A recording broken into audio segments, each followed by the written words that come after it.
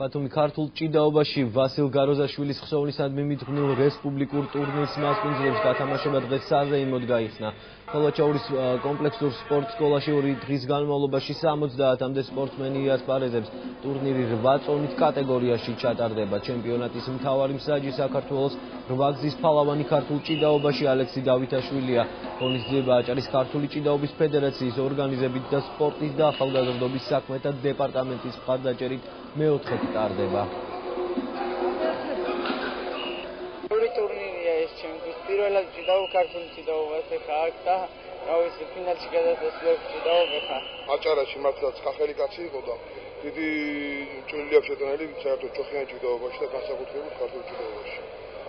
იმდენად არის მნიშვნელოვანი რომ ჩვენ მთლიან საქართველოში ბატონი ბიზინა გვიშინებს საჭიდაო ღიარენებს ქართულ ჭიდაობის და საერთოდ მთლიან საქართველოს უნდა მოიხსნას.